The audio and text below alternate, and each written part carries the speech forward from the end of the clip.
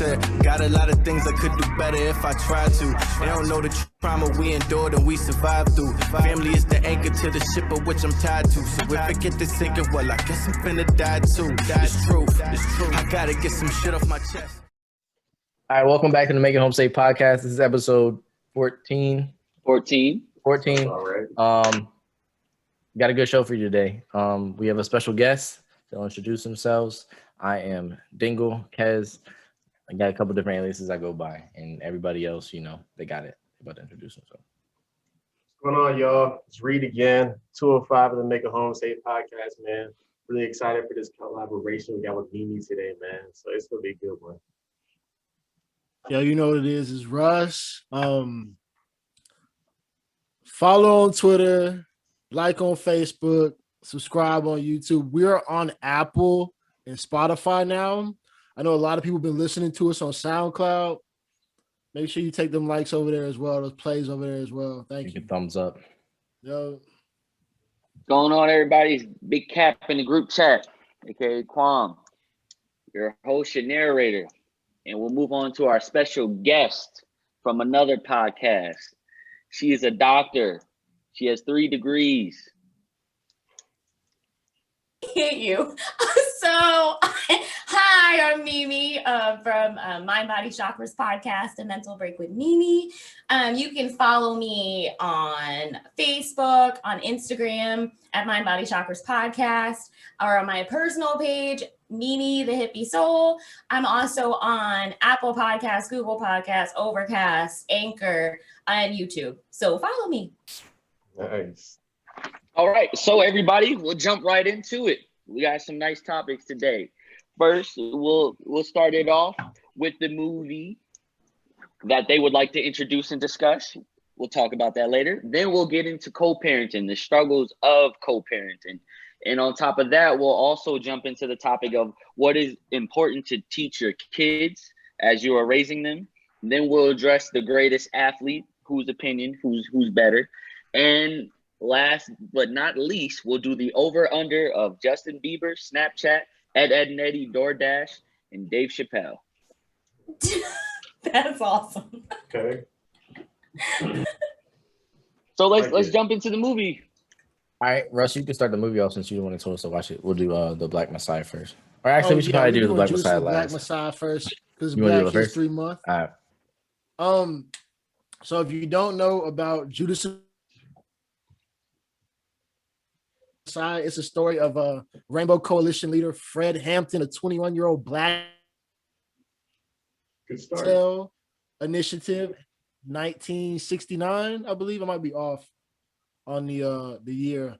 Great movie. Stars Daniel Kaluuya from Get Out. I'm sure everybody's seen that movie by now.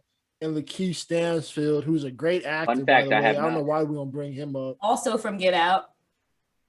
He Also wasn't from good Get at Out, it. yeah. He's in Atlanta Great as actor. well, and a bunch of stuff. Right. Yeah, really great actor. I think the movie it really highlights a bunch of stuff. So I could talk about J. Edgar Hoover. I'm not gonna talk about him. It's crazy to think about. Fred Hampton was 21 years old 21. when he was murdered, but how influential, how powerful he was. Like, I wasn't doing that shit when I was 21. I wasn't even on that, and he was like light years ahead of. I mean, anybody I can think of at age 21. Right. I'll let y'all speak on that though. I think it's really interesting to see that movie was decades, or what it's talking about is decades ago, but we're literally dealing with the same shit today. 100%. And it's crazy because it's like, you can say on one hand, like, look how far we've come. And another hand, it's like, but have we? Yeah, that's real. Right? Mimi spin. Oh, here we go. Who does that sound like? I'm about to turn up. I'm just saying, I mean, literally, you're No, wearing I'm a not saying Breonna that. Taylor shirt right now. They came into his house and No, murdered not. him in his sleep. No, Like, not. you know what I mean? Like, It's crazy.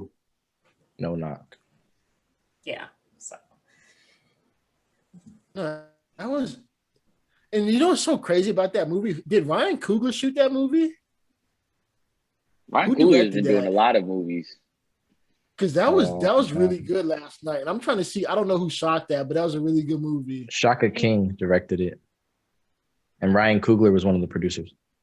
Okay, no, that's solid. Yep. That's a good crew then. I I don't know who like, Shaka King is. I keep thinking.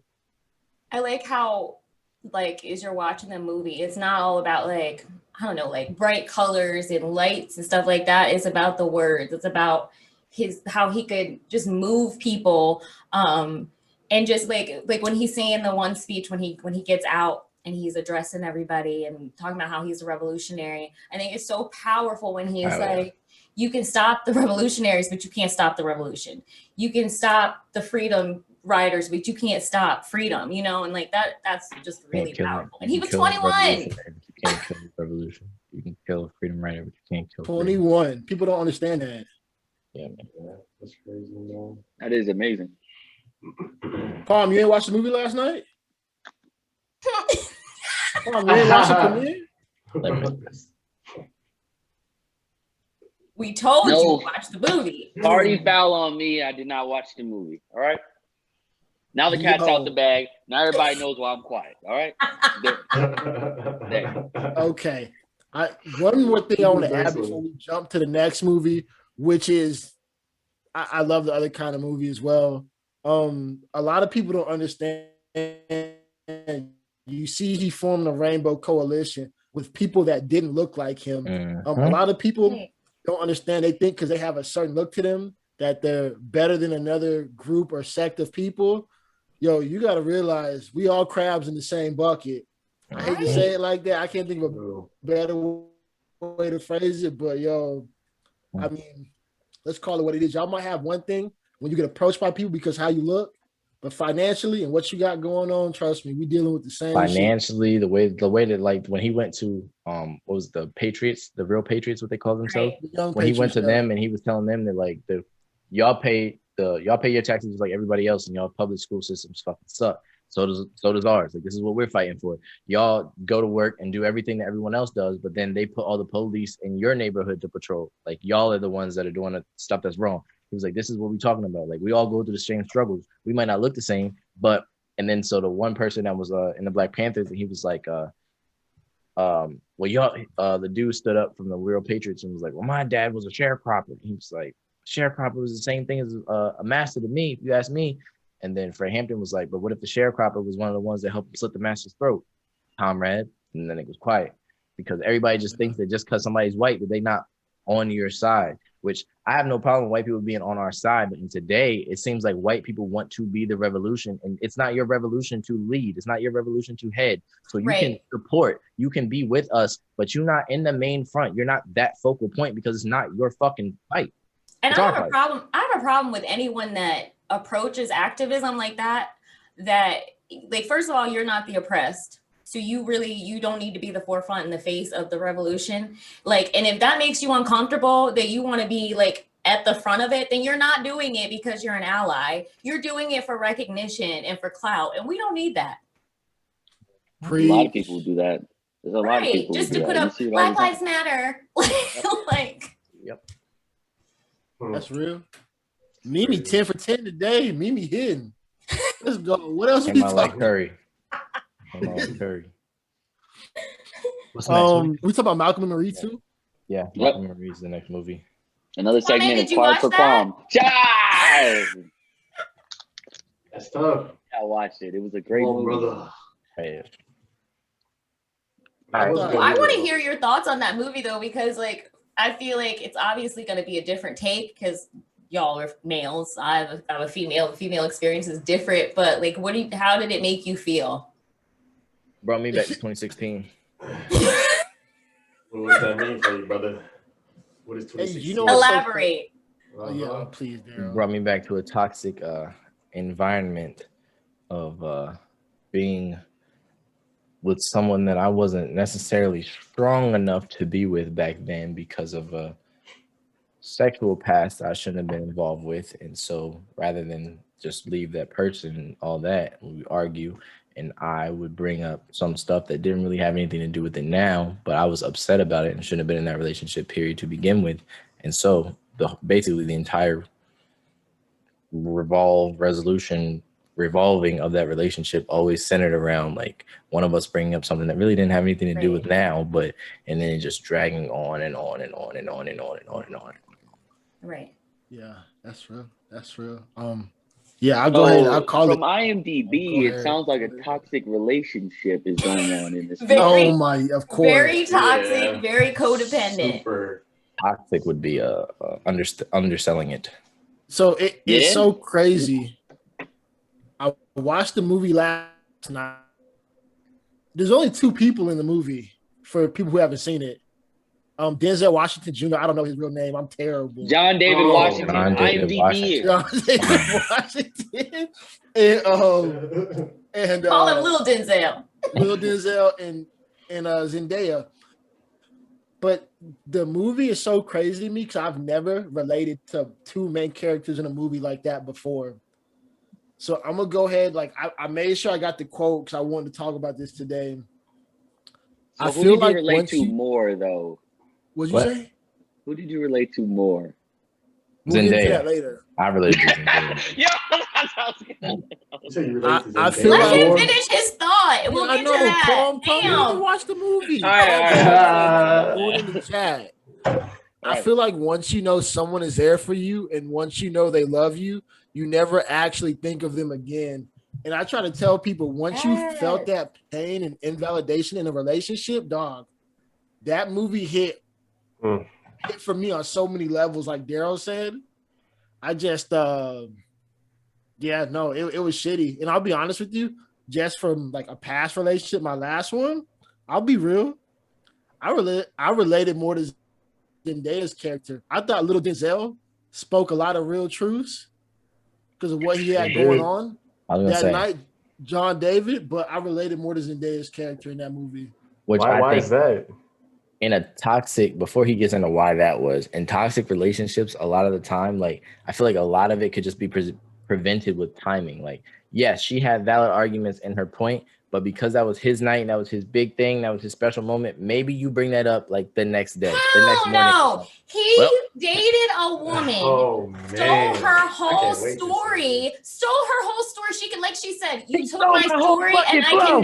I can never tell it again. He took her story and put it out there, and then how dare you? Then she comes home, make your ass some macaroni and cheese, and you still want to go off on her? Are you kidding me? But it wasn't her story though. That's what I'm saying. I agree. It wasn't her So story. it was her story. It was her It was a story. piece of her story. It was, yeah. So he told her all the stories that it came from. Which However, broke her the down. part about her slashing her wrist with the scissors and all that, that was her story. And that is a lot to put on camera about somebody else and then just not even thank them when you can stand up there. That's some bullshit. You're right. Yeah, facts. I'm not disagreeing with that. They were just both toxic. Timing and so of arguments codependent. in those relationships could solve a lot. Yeah. I used to always think of that, like, bro, like we literally could have talked about this like another time. Like, why would you bring this up? Like, we were just having a really good day, and then you bring this up, or like this really just happened. Like, we was on this high, and then you got to bring this up. Like, but that's codependency. Or I got to bring this up. Like, yeah. That's codependency and how it's like they both needed to make each other feel like shit to feel like something. And they really just needed to let each other go and stop having that dynamic because it's never going to change. It's not going to change. Like he's forever going to hold over her head that she was a drug addict and whatever. And that she cheated did. on him and all yeah. that. And like if you can't let that shit go, you can't be together. Nah, I feel that. That's it. For me, that movie definitely hit way too close. I think the biggest part that I lost my mind at is when they actually made up somewhere towards like 3/4 the end of the actual movie, and they were about to get into it. He went to the bathroom. He went to the bathroom. He's like, no crazy thoughts, happy thoughts only. Comes back and she was fucking wild. I lost it, bro. I was like, yo, that's what it was serious. Wait. As soon as he got up, nigga, I said, nigga, don't go to the bath. Hold it in. Hold it in. No, we've all been there, bro. Like you getting the way you like, bro. You think it's gonna be behind you. You ready to go forward, and then a little break where y'all not in each other's face. And you come back and give her time to think, or she leave. You get time to think about why you was mad at the beginning. You not even know when you get back in that when y'all back together. You like, why the dog? You know, the worst part for Boy me came was back when defeated. she went and got in the bathtub and she just wanted to be alone for a minute. That spoke to me so much because like I'm that person. Like if something bad has happened, like give me a moment so that we can come back and actually talk like human beings, not like fucking animals. And when he came and said all that shit to her in her most vulnerable naked state in the fucking water, like I was like, so get mad. I was like, get him. No, none of that, man. None of that. She want to start it, bro. When he kept walking away and then coming back, that's how I knew. Like, but look, because like the things that she said to him, she wasn't attacking him when they was arguing. She wasn't really attacking him. She was stating observations. Right. When he came back in that He was bathroom, cutting her down. he was hurt, so he was attacking her. And then when And he getting left close. and realized that his attack didn't do what it wanted to, he came back and then really tried to attack her, and keep telling this story, and then keep telling that story. And then when her face had the reaction that he thought he needed, he walked away, and that's when she started crying. Like that is toxic shit. That is some really super fucked up stuff. Yeah, it is. Like, but it happens. That was what. Exactly. It happens all the time. Exactly. It happens all the time. I bet a lot of couples that watch this movie together ended up having arguments afterwards. Bruh. Because I mean, I can just see, especially if they're toxic themselves, to see that on film and it's like, oh, that's us. Like I can only imagine. Yeah. I'm not doing that though. 2, 3 in the morning, we still arguing, bro. Nah. Right? I thought when they went outside for the cigarette and she played the song, I was like, well, now it'll be good. Nah. She didn't say anything. She didn't say anything. She didn't apologize. She didn't bring none of it up. She never validated any of his feelings. That's why he was pissed and went back inside. I was the same shit. They didn't validate either or's feelings. I understand. Either or. Trust me. That's why I related Zendaya's character more. All right. To both of their characters. Yeah, for sure. For sure. They Yo, have valid. in that My soundtrack, last relationship, I was Zendaya. Before, I've been him too. Hey Russ, You've been before both. you don't do that. Don't go down that hole. What are you talking about? He's about to talk about the soundtrack. the James Brown. We gotta reel it in. We gotta reel it in before we get off topic. But let's not get off topic. That's the soundtrack is my whole. It's not off topic. I mean, the soundtrack goes with what was going on in the story. Talk about the relationships of the movie and everything. If we go, we can go down a whole rabbit hole of soundtracks and music. No, but like the songs that they picked for that movie were strategic for like what was going on. Like when he was dancing around and James Brown feeling himself, like that was strategic. Exactly. Speaking of the song, when they went outside and she played that one song. Yes. Tell me, wait. So tell me, when she went outside, what do y'all think? Y'all think she went outside to make up, or she went outside to? That's what I'm saying. That song. What do you think? That's why I wasn't mad when he went back in. Who knows? Yeah, she went outside as like her white flag, like, but I'm too vulnerable. But then she sang that toxic ass song to him. I thought that meant like she was trying to be like joking funny and lighthearted to make it. So I feel it. When I watched it at first, I was like, she going outside to make up, blah, blah. And then when he got up while she was like trying to joke with him and trying to, because you know, like when you have like those super toxic moments, how like it's hard to like come back to them. So usually, I mean, it's like a joke or like y'all do something to like soften up the other person and then like have a conversation and then you can bring up like what just happened and talk about it like that. I feel like that was her trying to reach out to do that, but then he like got up. He was like, fuck that. Yeah, he was like, I still want to argue, like, bro. But I think she's super toxic because like the only thing that really saved that whole thing was when the review came in, and that she used that as a scapegoat. Yeah. So first of all, she just got out of addiction, right? From someone that has gone through that. Like, first of all, they tell you need to have a plant for a year, then an animal for a year, and then you can finally start with a relationship and maybe you can make it work. So her going through her recovery period with this man and then him bringing that up is toxic as fuck. Like, they're not, no, it's never going to be good for them. I agree. Now snaps from Mimi. She killing it today. Killing it. We might have to get Vash up out of here. Damn. She killing it today. All right. Moving on to the next topic of today, co-parenting and the struggles of co-parenting. We'll let Darell handle that one because he is very experienced. Question from Russ's co. What are the struggles? Yeah, who is the coworker, first of all? Yeah, there we go. We got to shout out the fans whenever they submit a question also. So the struggles of it, what are the ups and downs of co-parenting? You want to chime in on this? The co-parenting or being a single parent, whatever. I think the whole being a I don't know. I feel like being a single parent at times could be easier than trying to co-parent with another person. But the whole co-parenting thing of you don't know what's happening in another household once like your child leaves your household. You don't know what that person is teaching them once they leave your household. And there are great co-parenting relationships where you might know because you guys have a good relationship, you guys are talking, you guys are communicating, blah blah blah. But there are some where you don't know. When they're with you, it's one thing, and then when they're not with you, you have no idea what is going on at all. They just come back with bruises and stuff.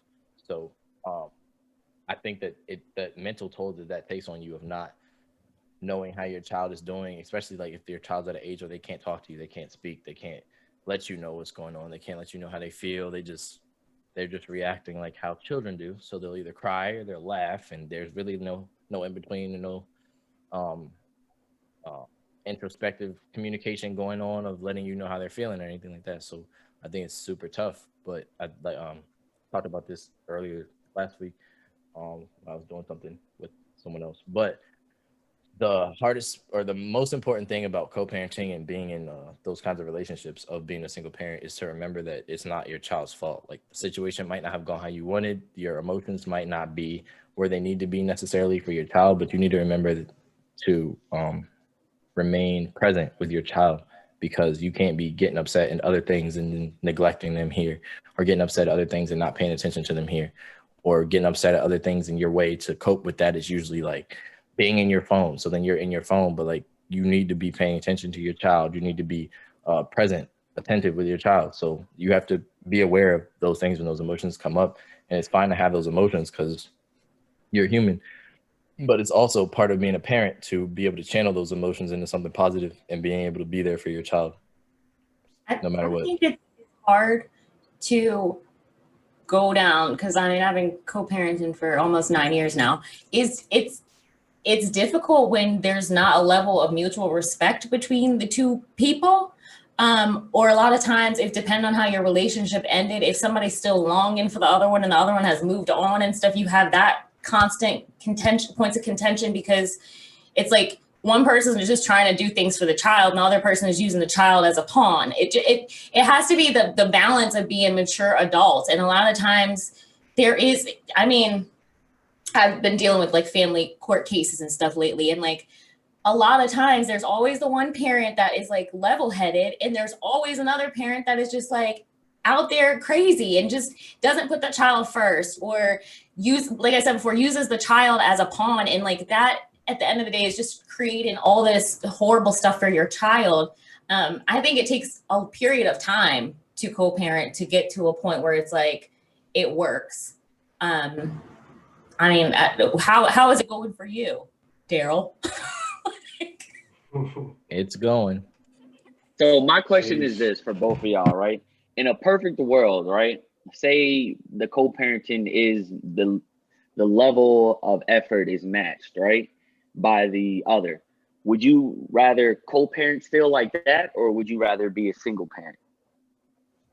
If the level of effort is matched, then I don't see that there's a problem. Co-parenting is a benefit because you can have some time away to yourself, I guess, right. Still do like things that you want to do and have that kind of time, and not have to worry about if your child's being taken care of, not have to worry about if your child's being fed, not have to worry about if your child's being taken out into the rain without a jacket, not have to worry about if your child's going to get scratched in the face by a cat and someone's going to say, well, it's your child's fault. Like, not have to worry about those kinds of things. So I think it would be a great benefit if you could co-parent with someone that put the same amount of effort into parenting that you put into, or rather co-parent with someone that was parented when they were a child, because not raised by wolves. Most of these problems are that people have parents that are just there and they help that kid to survive, but they're not actually raising that child. So when you're thinking about being a parent and you're thinking about co-parent, blah, blah, blah, parent your fucking kids, parent your children, teach them actual lessons, show up for them. But if no one showed up for you and you didn't learn lessons, you have no lessons to teach. You can't show up. No one came for you. That's just how it goes. You have no family. And for me, it's different. So I have sole custody of my child. So it's not like you go here a week, you go there a week. It's you go every other weekend. But there have been points before when she was younger where like being the mom that I am and wanting the best for my daughter, I would sacrifice having time for myself and have her all the time. I'd rather have her all the time than have her dropped off to me with ink on her face. And I'm like, what is that? Oh, I had to go tattoo somebody real quick. What? Why did the baby go? Like what things like that? Like I would rather have my child safe than giving somebody an opportunity just not even to be there anyways. Just to take the child and take it to grandma or somebody else, you know? People want to have kids, they don't want to be parents. Right. To take pictures and put stuff up on Facebook and Instagram. Oh, like, yeah, 100%. bought them some shoes, did this. Like, it's more than that. Speaking of parenting, we're going to jump into the next topic. What? Oh, Wait, you got something? Hold on. Before we get into that, so co-parenting, I know, Mimi, I see you have a ring, and I know, Darell, you got some stuff going on now. What does dating look like as a co-parent? All that stuff come into play, and how do you like navigate that as a co-parent? I think it depends on your maturity level. Like for me, and raising a little girl, I have never wanted my daughter to see me bringing different men around her. Like that's disgusting. Like I don't want her to think that that's how she needs to be when she's grown up. So it was literally her father and now my husband. Like she's seen me with no one else. And I made a conscious effort to like it's like when she was born, I didn't give a fuck about anything else. Like I was like, I'm going back to school. I'm doing this. I'm going to get this done. Like I don't give a fuck about anybody else. So I just happened to meet this man at work and like we fell in love and stuff. But like I wasn't looking to date anybody because I didn't want to bring people around my daughter and possibly like, I don't want to say like fuck up again and have like her a bad influence in her life. So. Right. No, I feel that. That's real as fuck. That is real. That's real. All right, y'all can roll it. Oh, I thought Darell was gonna answer. All right, well, speaking of parenting, Darell, I want you to answer. Darell, I don't know what Darell was doing. I really thought he was. So I mean, I haven't. no one has met my daughter. Like I don't even like really talk about my daughter to people that like I'm not like no, I don't know. There's so many things that are temporary. So I mean, in a relationship where I do find someone that I plan to be with, I would gradually introduce my daughter to them. But I don't know. I feel like you have to keep it respectful. It has to be at a respectful level. So you don't want to do something and have another person too involved with your child too early, like when your child does still have like that other parent. I feel like that's important to always draw that line of this person's here and this is my person, but that's not necessarily like your mother because you still have your mother. So this is another adult here that cares about you and loves you and would do anything for you, but you do still have your like mother. So right. I feel like it's trying to find that balance of keeping that and keeping everything respectful, because you can only speak on how it would go on the other end if the other side wasn't respectful. So I 100% agree with that. Like, you know, Mila calls Bobby dad, right? But funny story, she started that because her father was dating somebody that had kids and her kids were calling him daddy. And Mila came home and was like, but mommy, those aren't my brother and sister. I don't understand why they're calling him daddy. And then she was like, but Bobby takes care of me. Can I call him dad? And I was like, if you want. Like, I never was like, you call him dad. Yeah. But she knows she has a dad and she has a daddy. I would never like try to wipe him away, you know? Yeah. I think it's about keeping it respectful. So like that. Yeah. That's what's up. So the next topic, speaking of, we were jumping into parenting a lot. What is important to teach a kid? What do you feel is important? Anybody want to take this or you want me to take it? The topic is, what do you feel is important to teach your child growing up Black in America? That's the topic. That's the same thing, but you know, you still would just get more descriptive. That is not the same thing. What is important to teach your kid? Growing up Black in America. Obviously, my kid's Black. I mean, look at me. Shut up, nigga. Go. You go first. Mr. Can't get a question right. Go. Go ahead, Would you Kwame, like what the got? moderated thing from now on? No, I wouldn't. That's why I Then gave you a shut up. job. Then Go. shut up. Y'all need to stop getting testy, children. Good Lord. I hate when I people like don't that. do a job and then complain about someone doing the job. Do it yourself then. It's I really do that everything simple. myself. Trying to give y'all a piece. Go, nigga. Oh my god. No. So what's important as raising my child is different. I'm raising a black son. It's different because it seems like it's the most hunted thing in America. So it's important to teach him his history for me, but also teach him that he's a black male in America. The reason why I say watch the movie American Skin is because he taught his son how to be respectful and stuff. He taught his son the law and everything, but he was trying to teach something to his son that wouldn't get through to his son, and which eventually led to his son's death, is that he didn't have the rights as a regular American, being a black male. Damn, I ain't never seen the movie. Hey, we talked about 2 movies, didn't we? We talked about 2 movies, didn't we? So that eventually lost him. So what's important to me is to teach him black history, but also to teach him that he's a black male and things aren't just gonna go the way he think it is. Life just isn't fair. And I think people don't understand that concept enough, that life isn't fair. Just because something's supposed to happen and it's the right thing to happen doesn't mean it's gonna happen. When you're black. Just when you're black, yeah. But just because you worked hard, you're more qualified than the next person. It doesn't mean you're gonna get that job or that promotion.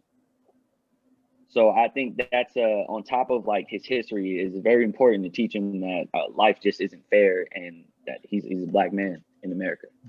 He's gonna have to watch out for cops.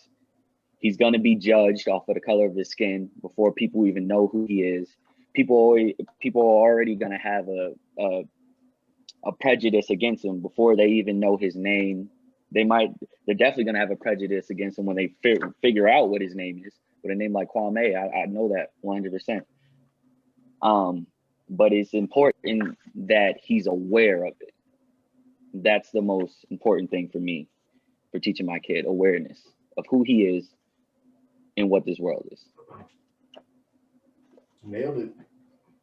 Yeah. I'm a piggyback off what Kwame said. I listened to Mimi's podcast. I listened to a few episodes, and the one that stuck out to me most was the one with Cam Parker. So my thing is 2 things. So if you haven't listened to Mimi's podcast, go listen to the episode with Cam Parker. Thank you. Cam has, I don't know Cam personally. Cam has grinded. And one of the biggest things my parents instilled in me was honest and hard work. Like if you grind, like you might not have the same privileges or handouts as other people, but you can be there. And when Cam talked about like meeting Diana Ross and like putting a jacket on her, I was like, damn, like, you know, and Cam had been through some shit. I didn't finish the episode. I got like maybe 25 minutes in.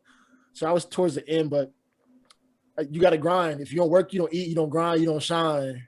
Right. And the biggest thing is being a black man in America, when somebody shows you who they are, believe them. Yes. When I grew up, Man, they'll do it more times than not too. That's the thing though. Yeah. They show it more times than not. They've been on like social media and they'll like retweet something. This is like back in the day with the N-word on it, and it's like, okay. And I'm like, whatever, it's social media. But then like you get around them and you hear them say that, these people already done showed you who they were. They've been doing this shit for years. But there's a big thing. My dad always says Stevie Wonder was blind, but he wasn't blinded. Oh my gosh, yeah. So make sure you just know. That's all I have for it. I don't have children, so I can't really say, but that's probably something I would lean towards. I think every little black boy, young adolescent should watch American History X, Higher Learning, and Boys in the Hood, because all those movies can encompass, especially boys in the hood, because the dad is like, he is like really spitting knowledge like the whole movie. Just like the struggle of the Black male in America. Like, look at our prisons. Look at all, like it's disproportionate to the amount of Black males that we have on this planet. And it's like, it's just sad. It's like y'all can all be in the military and like have these accolades and do amazing things. I could be a lawyer, my sister could be a doctor, but we could get pulled over and not have shit right and just be murdered. And no, all you were was a Black. They'll go and find something on Facebook of us like this, and then it'll be like, well, they were a thug.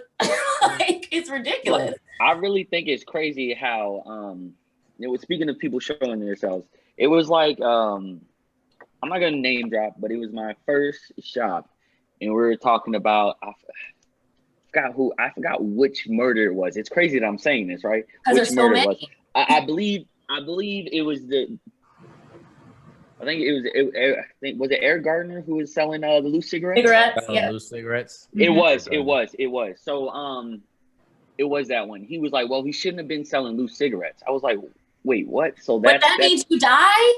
That means you die. But the thing is, though, like, so this same person who said that, and I had to look at them like, so you've never done anything wrong. You've never underage drank. You've never done anything that's against the law in your life. Right. No matter how small it is, something as small as selling a loose cigarette should never result in someone's death. And I think it goes back to the other talk. I don't know if I had this talk with you guys when I was like, when people make so much money, they get removed from society. Lil Wayne. Well, yeah, what I'm seeing with a lot of white people is they get so removed from they haven't been a part of this lifestyle, so they just get so removed from it, and they think that like if you just do wrong, it can result in death, and that's that. Right. Like. But the crazy thing is, they don't even have to have an amount of money to be removed. They're automatically removed when they're born, and that's part of white privilege. They don't have to worry about these kinds of things. They don't even understand. They can't even grasp it.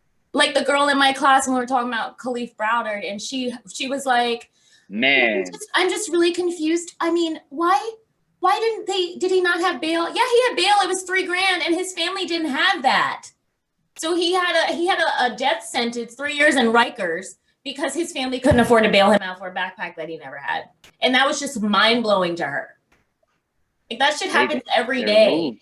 They're removed. I love the Khalif Browder story. Like, honestly, if I have another son, I'm gonna name him Khalif, to be honest. But I love the story. Well, not love the story. I think it's an eye opener. Right. If that didn't open your eyes, I don't think any other story would. And people out here watching the hot bench, that judge that's on there, Judge Domingo, she's the one that put him there. So people need to like really do their research and know things. Like, they're praising these dumbass TV shows, and it's like, that woman literally murdered that man. Wow. Damn, I didn't know that. I be watching that in the office too. I didn't even know that. I don't watch it, but yeah. So how do you guys feel about raising, a Black daughter in America? Like, I mean, we've seen, I was speaking from the perspective of a son. What about Black daughters? At this point, I feel like it's like the same. I mean, you see Sandra Bland, she was my age. Yeah. They murdered her. Breonna Taylor, they murdered her. Tatiana Jefferson, they murdered her. So it's like, at this point, we got to teach our sons the same thing we teach our daughters. They're not protecting Black women, and just that I feel like I hate to say this, it's oh no, I'm sorry. Go ahead. I was gonna say, like, I feel like it's very. I feel like even myself, there was a point in my life where I felt kind of like removed and wasn't aware thing. Like when I moved to Baltimore, I felt like I was looking at people. Black boys walking down the street like, oh God, they're about to rob me. And that's because of what the media is telling me about my own people, and I had to like really sit with that and be like, I have a fucking brother. Like, what am I doing? That could be my fucking brother right there. And I think it's important to teach our kids, like, help each other out. Like, when you saw that knee on George Floyd's neck, like, fucking do something. Like, I just honestly feel like I couldn't have just stood there. I might've been dead too, because like I couldn't have just stood there and watched that shit happen. Like, we have to be more aware and helping each other. That's the thing too that I thought about the other day. You know, I don't like the narrative of everybody selling this. I think it's bullshit. When people be like, I am not my ancestors, you know, I'll fight back. Like, first of all, half of the people, there were people out there who saw these people getting murdered by cops. Like And the knee, recorded it. Took the phone out. the knee on his neck. You watch that, but you're telling me you would do something if you saw someone getting whipped Right. and beat brutally to death? Now you're telling me you'll fight back against that, but not just a knee on someone's neck. Right. Like, I hate that saying in general because ancestors went crazy back in the day. Literally. Man. Yeah. I'm not going to get into that. That's something completely different. But but I just food for thought how people say that. You know. Yeah, I agree with everything that's been said. I relate, not related, but I felt two stories hit really close to home with Breonna Taylor and Ahmaud Arbery. My brother is an avid runner, and I just think about. I mean, my brother lives in a predominantly white neighborhood. My parents are separated. My mom lives in a very affluent neighborhood. Me and my brother's upbringings were a little bit different, so I'm more aware of these things than he is and whatnot. But I just think about what if there was my brother out on a run and he slipped into he tried to cut through somebody's house or cut through somebody's yard, and people they want to take the law into their own hands and kill my brother in cold blood too. Wasn't doing anything illegal, wasn't doing nothing wrong, and they shoot him. And then the worst part about it is, you say the biggest thing we've hit on but we haven't talked about is people videotaping these murders. George Floyd's daughter gonna have to see that. His mama had to see her son get fucking killed. And call out for her. About that. Like, people are so quick to have their phones out and shit to yell world star and do all that bullshit. Dog, I'm not for it. And the Breonna Taylor thing. People don't understand how damaging it is to the Black psyche to constantly see our brothers and sisters murdered and it's televised, not just televised on Facebook and stuff like that, on mainstream media. You don't see white people being slaughtered and attacked and brutalized by police and it's just aired on TV. It's covered up. You don't even hear about it half the time, but they will put our faces all over everything. And it's disgusting. And the same way you feel about Ahmaud, that's how I felt about Trayvon when that happened. I was ill for a week because that was my brothers. That was Kwame. That was Marquez. That was walking home with a drink and some Skittles and a hoodie. What Black boy doesn't do that? I was hurt. And to the point where you hear about a murder or something like that. I remember a few months ago, it was a guy that was in the Air Force, I think, or something. He had a mental breakdown or a panic attack or something, and the police shot him. But they said it on the radio, but they didn't say the name or anything yet. And I was freaking out. I was oh my God, is it my brother? People don't understand the effects that has on you. Yeah. Man, real. I just think people don't try to understand. At this point, right? It's in your face, and if people aren't gonna take it into it, they're just not gonna learn. But the story that hit me the most is definitely the Khalif Browder one. A backpack turned into 3 years, or the exonerated 5. That makes me think of y'all being little. Just happen to be at a park or something and everybody's running and then they just grab up 5 little boys and they're like, you're the ones. Let's make a game. And treated them like grown ass men. Yeah. Couldn't even finish that show, bro. Gotta finish it. It's so, oh my God. It's so good. It's almost like you don't want to say it's so good because the story is so treacherous. Real station all over again. But the way that they treat our children are always looked at as monsters instead of children, and I will never. I just can't. It's taught. It's 100% taught. But that's really just it. I think the most important thing, just to sum up this topic, is awareness. Right. Awareness that you're Absolutely. Black, awareness of your history, awareness of how you should carry yourself. I know you're American, but you're not their American. So I want to add another aspect to that. Since my daughter is biracial, I think that it's super important to teach her that you may be mixed and biracial, like literally, but to the police that pull you over, to the teacher that's in your school, the principal that's in your school, to the people that are going to be in charge of hiring you, you're going to be Black. Like, Right. you're not going to be looked at as biracial. You're checking So one that- box. Right. that gives you Right. two groups of people that are going to hate on you because you're also light skinned and you're mixed with white. So that means that there are going to be Black people that hate on you because you're not as dark as them, because your mom is white, because you don't look like them, and then there's going to be white people that hate on you because you're Black to them. So it's teaching that balance of two things and just being comfortable within herself, being confident in who she is, so that it doesn't matter who's hating on her. It doesn't matter who's accepting her. It doesn't matter who's not accepting her. She knows that she has family and she knows that she has loved ones that are always going to be there to help her get through whatever she got to go through, that are going to be there to protect her, that are going to be there to support her. It's important to teach your kids the history of their families, the history of their people, the history of their ancestors, and all the things that we had to go through to just be able to be in a house right now. Just be able to be in my own house right now. Just to be able to pick my daughter up in my own car. There's someone that died. There's multiple people that died for that, for us to be able to do that. So it's important to teach that. And it's important to teach not to take this shit for granted, because any given day, somebody at the top could have a great idea to let's revert back. Right. Because they always, the They history always that they try. teach us, the history that they teach us is the history that they want us to learn. If you want to learn about our history, you have to research it on your own. They're not teaching, they teach you the part about Martin Luther King, that he was this peaceful man and he didn't want to do anything. That he started out as this peaceful man that was nonviolence. And then when he had a switch flip and he realized, we probably shouldn't be getting hosed down in the street like fucking dogs. We probably shouldn't be having people sick fucking dogs on us just because we're marching to say that we deserve the same rights as this group of people. When he started talking like that, more so when him and Malcolm X came to an accord and you saw them in pictures and they were on the same page, it looked like, that's when they fucking killed him.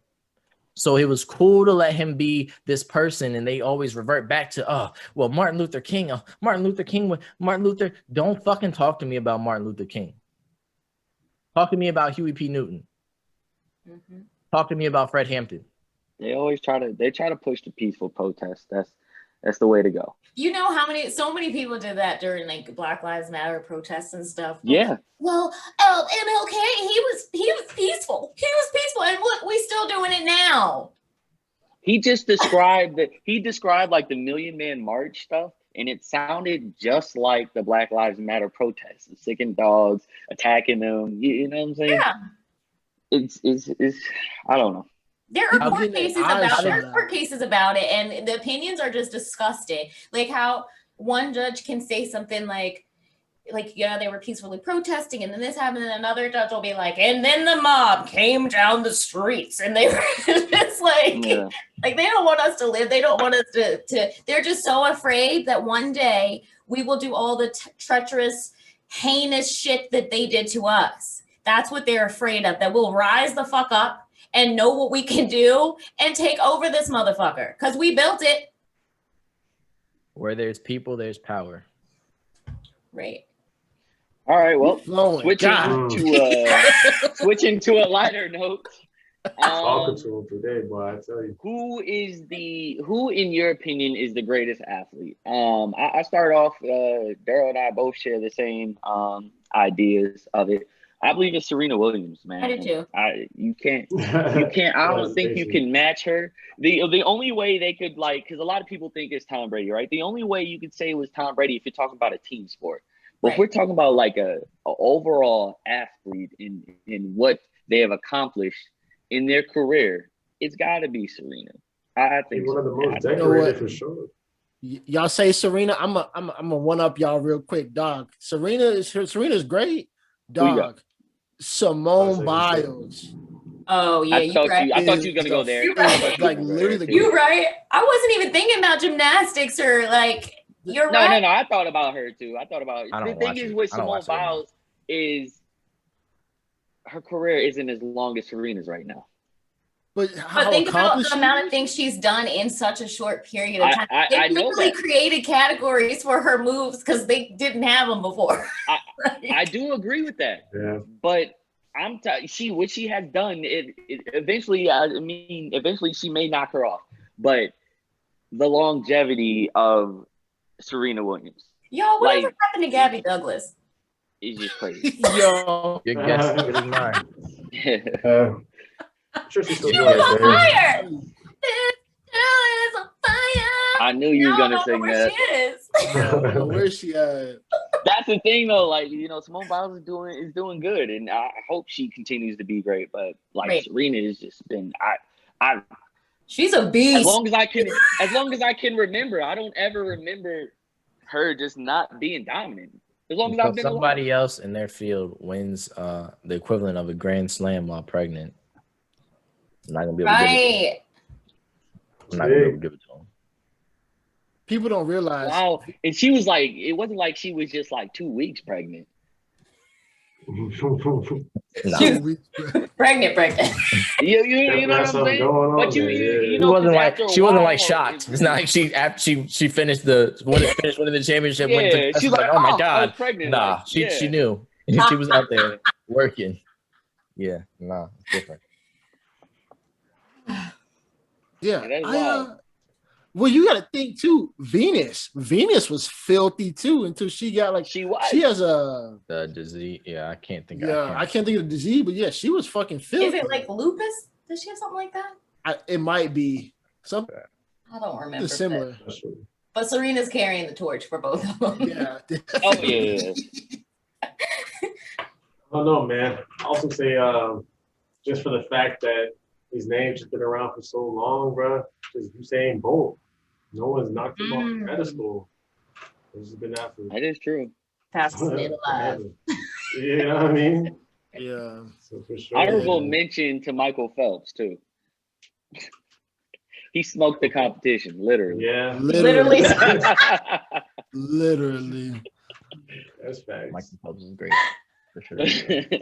He smoked it. I don't get why they stripped his gold medals away. Like, we didn't help him win. If anything, it hindered it. Slowed his lungs down.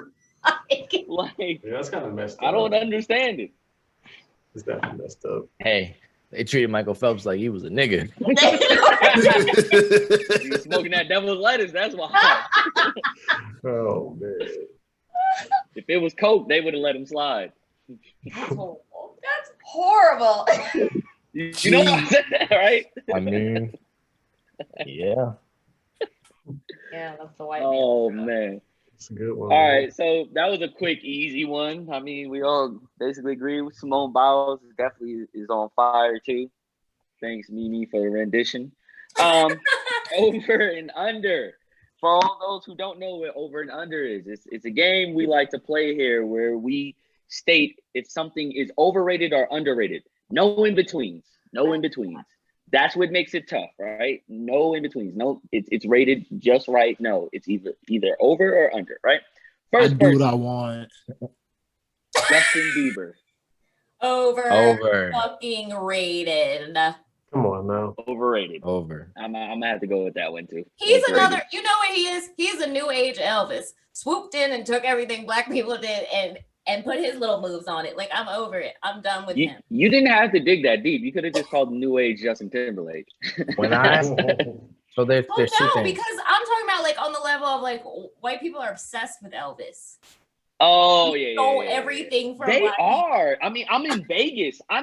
It's crazy how like people just love going by the Elvis wedding chapel. You know, He died on the toilet. I don't. He died on that is a weird. He fact that I wasn't too did not fond know. of black people, only Right. stealing their talents. So talking about all the nigga. That happens a lot. For me is shine my shoes. You said that? He said that shit. They said black Negroes feel like your style is compliments of Negroes, and he said all a nigger can do for him is he doesn't want niggers to buy his records. They can shine his shoes. Wow. Fuck a Surprise? Elvis. Why are you surprised, Reid? That's I'm my question. surprised. Everything she could be lying to me, and I would believe every bit of it. Honestly speaking. From Memphis, Tennessee. Yo, You should have known. I mean, yeah, I understand what y'all saying, but I've just never heard it. And you know, like y'all were saying, how everybody's, oh, Elvis this, Elvis that. That's never popped up. I've never heard that. Bristol, Bring Tennessee. some questions in my head right now. And rock and roll. Can't name one. That's crazy. No white man thought a wop babaloo bop, a wop bamboo. That's black people. No, but Justin. That's he got like, songs I like. What's the form of jazz music? Where they used to just throw out random words. What is it called? I can't think right now. Yeah. That's what he took. Yeah. You know exactly what I'm talking about too. Yeah. Tragic. I ain't gonna lie though. I like Justin Bieber songs, but so a couple years ago, I do like some of his catalog, but it's definitely not gonna go. His stuff ain't gonna go underrated for me though. There's a video of Justin Bieber when he's younger, around the same age of the time he was when he made Baby, and he's in the video and he's singing nigger instead of baby, and I'm sure he thought that was never gonna come out. First of all, this motherfucker's from Canada. And when I heard that video, I have never listened to another Justin Bieber song ever. They must have heard until somebody it. put up it was him doing a rendition of Change Gonna Come. He shouldn't have done it. It was fucking terrible. He sang it like how you would expect. It was flat, ain't have no soul. Wonder why. It was bad. And people gonna be like, oh my God, he killed that. And that's the other thing. Stop inviting everybody to the motherfucking cookout. Or the stock group chat. To the cookout. Usher brought him to the cookout. Wait, you heard me? Or the stock group chat. Or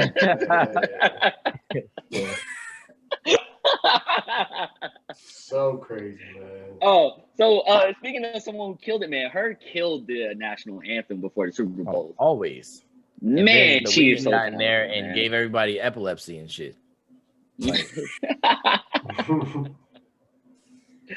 All right. Overrated, underrated. Snapchat. Overrated. I think it's kind of underrated though. I kind of like Snapchat. You know what I mean? Snapchat is only for sneaky motherfuckers that want to send something to somebody they're not supposed to and be like, well, hold on now. Hold on. Or a single man like Reid. Nah, I think Snapchat, like, because I only have close friends and stuff like that on Snapchat. So, like, I feel like it's my close friends group that Instagram tried to make it. So, I mean, if I put something on Snapchat, then I don't really care who sees it because it's just my close friends on there. So, I mean, I think it's cool. I don't like any of the picture-based ones. I don't like Instagram. I don't like Snapchat. I don't like TikTok. You're dumb. So I don't like the picture-based stuff. Too. I'm more of a Twitter guy. I'm more of a Twitter guy, man. Twitter. I love Twitter. But you're not putting pictures on Twitter though. I'm a word man. On Twitter. Exactly. Yeah, you are right. You are right. Memes, I'm not a super picture guy. I'm trying to become one just for like the sake of our brand and everything. Yeah. Right. That's why I got back on Facebook, back on Instagram and stuff like that. It's just for our brand. But like Instagram's good. I think like Facebook is for like the office people, you know? Like people who stand by Facebook are a little off the rocker to me. I used to like Instagram a lot. Then it just turned into a lot of like sponsor stuff. Algorithms, Instagram trying to get paid for people's work. Every time I'm on Instagram, I scroll past like 3 people I actually follow, and then it's like sponsors, like you should follow this person. You have to go back through your followers and like look at stuff so that it'll start putting it back in your feed. You shouldn't have to do that. The algorithms. Yeah. And when they changed up the whole function where you scroll down, it's out of order now. I just like, bro, like, I'm looking at something that was 7 weeks off ago. Of Instagram for like a year and a half, so it just blew my mind that all this was there. I felt like, oh man, like what is this? Yeah. But I don't follow this person. I don't follow Frojo Fitness, JoJo New Muscles. I like. I don't follow these people. Muscles. That's hilarious. And then it'll also do algorithms where like when you search something on Google, it'll like show like an ad of something. Yes, you don't even have to search. You could be like, I'm thinking of a trip to Vegas. And then you go on Instagram, it's like tickets to Vegas. Yeah. Now's the perfect time to go. Oh, it's not. We're in a pandemic. COVID. Yeah, that's definitely. All right, Ed, and Eddie, overrated or underrated? Underrated. Underrated. I That think was underrated that too. was my show, bro. Underrated. I love that show. Hell yeah. Underrated. It was that a was one show of the about dumbest shows nothingness. ever. It's It one of was. the dumbest shows It was a show about ever. nothingness. But Definitely. underrated. Sure. I loved it though. Remember when they took his stairs? His parents grounded him and took his stairs away. Hell yeah. That show's a There's so classic, much man. adult humor. Have you seen the chick episode where they have the chick with the egg cracked on it? And they're like, I didn't even know they made magazines like this. I gotta see if I can find it. It was just so much crazy shit to put on the kids show back in the day. Man. Did they ever get Jawbreakers? Did I miss that? They got them. Yeah, they got them. They got a couple of jawbreakers. It was always hell for them to get them, but Literally. they got them. Okay, Man, they used to I go know crazy. They lost them a few times, but go ahead. Mm-hmm. Overrated, underrated. DoorDash. I say overrated. I've never used any of that stuff. Underrated. Wow. I've never used It is DoorDash. I've never underrated. used Uber $5 Eats. Taco Bell. Nigga, we into just got pizza $25. from DoorDash. How I you said gonna say you ain't never I used have it? never used it. You ate the pizza? It ain't on my. You damn right. Damn. It ain't on my phone. No, I ain't paying for that. I'll I pay ain't- that extra money just. I ain't paying $17 extra when I could just hop in the car and use $2 worth of gas. Up like crazy, and It then half the does. time when you get the food, it's cold. And they got anybody delivering all this stuff these days. Man, somebody delivered groceries the other day, and I went out to help her with the groceries, and she had her daughter in the car. Like, her daughter was screaming in the car. Her baby had to be less than 1, like the way she was crying and stuff. Like, bro, why are you out here doing this? Go home. Her family. How much can she be getting from that? They get an hourly wage and then they make tips. Mimi on your head today, boy. She said she got time today. Yo, the way you look. All Wait, I'm the way saying you is- look, it looked like you was about to apply for the job. He's like, I was waiting for this. Oh man. Might be able to do that. I wouldn't know, bro. They don't DoorDash them out home, bro. Ain't no option. You go in the app and nothing there. So I mean, I wouldn't know, bro. So Man, they got everything under the sun here. Live. You So I should did the DoorDash stuff, man. It adds up quickly too. It does. I've It's seen it, though. expensive shit. But if you have a Dash Pass, you don't have to pay for your delivery, so you can just order what you want. how much you paying for that? What required you to get like what are the requirements of a Dash What is a Pass? Dash though? It's Pass? $5 a month. Oh, that's a monthly How much? It's subscription. worth it for me. I'm sorry. $5 a month. It's not too bad. I don't know. I just drive. I like to drive anyway. I ain't gonna be able to do it. You're just cheap. I don't even know why we asking you this question. Cheap. So I had a Yeah, DoorDash nice. guy come to my house, and he was like jamming the music, and he slipped and rolled his ankle on my stairs leaving. Man, top 5 funniest moments of my life. Dang, you see that all the time online too. He was Dog. like, "Ooh, I see you got the tubes." He turned around. Somebody Bam. falling is like Damn. the funniest thing. I was just talking to somebody about this the other day. Dog, seeing somebody fall, but being in a position where they don't see them until they get up to like see if anybody saw them. Turn around. You make eye contact with them, and they like, I saw it. that is my like. I live for those moments, man. Like That's hilarious. hilarious. I'm telling you, for me, it's when women fall, man. I don't know why it's funnier to me, but they look like they want to Try so cry. hard not to Yeah. fall. Like, Yeah, they try not to cry, especially if like a hill gives out and they. what did Kevin Hart say? Oh We fumble? man. Oh man. Woo. All right, Dave Good one. Chappelle. I'm pretty sure we're all gonna agree on this one. He's underrated. Nah, you're off the show. Underrated. Underrated. I mean, he cool. He not no Bernie Mac though. He cool. You talking about like funnier than Bernie Mac? Dave Chappelle, dog. Have you seen Dave Chappelle stand up recently, I seen him. I see them all. bro? So you seen the two on TV? I mean, between like before 2018, they was booing his black ass off the stage. Bernie Mac don't miss on his stand-ups. You're talking about just stand-ups. All right. Oh, we talking the I thought whole you were talking about, individual? like the whole well, that's what you gave me. You just gave me Dave Chappelle. Okay. So the Chappelle show, one of the greatest shows on TV. Half Baked was a trash movie. Was it Blue Streak? Blue Streak was, his role in Blue Streak was His role in Blue Streak was very minimal anyway, though. Hold on. He might be onto something. Though. I'm not gonna lie. Go ahead, Russ.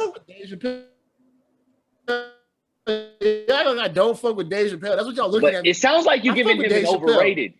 Are you giving him an overrated? He's solidly like rated. that. You gotta do That's it once not a thing, Russ. Is he under or is he over? Because you talk What? Oh my God! over. This is his game, and he doesn't even play by the rules. Ain't that how it go? I said I'm doing what I want. Once a week. He's solidly rated. So look, the game is called overrated, underrated, not equally rated. Over, I under, don't care. middle. I just told you what I thought he was. That's trash. So you're not participating? That's like saying something without saying something. Be a man. Got Stand it. on your word. You got it. You got it. You got it. You know what, Darell? You got it, dog. You got Nah, it. bro. Nah, bro. You got it. I figure out where everybody at. Before we go, Mimi, where can we find you? You can find me at Mind Body Chakras Podcast on Instagram. You can find me at Mind Body Chakras on Facebook, on Apple Podcasts, Google Podcasts, Overcast, all that. Cool. Right. And for everybody who don't know, we got a project coming up where we'll be selling merchandise. Stay tuned for that. Thanks for being with us on episode, where we at? 13, 14? Which one? 14. Episode 14, and we haven't gotten canceled. Hey, after this one, I don't know. Everybody, please make it home. Sell it. They cancel us during Black History Month. I'm gonna be rich. Please, please feel free to like and subscribe us on YouTube, Apple Music, Spotify. We also have a Facebook page at Make It Home Safe Podcast. Please give it a like. We also go live on the Facebook for people who don't know, for the pre-production before we start. Thank you. All right, y'all. Hey, all y'all out there, man. Y'all have a good one. Got a lot of things I could do better if I tried to. They don't know the trauma we endured and we survived through. Family is the anchor to the ship of which I'm tied to. So if I get to sinking, well, I guess I'm finna die too. It's true. I gotta get some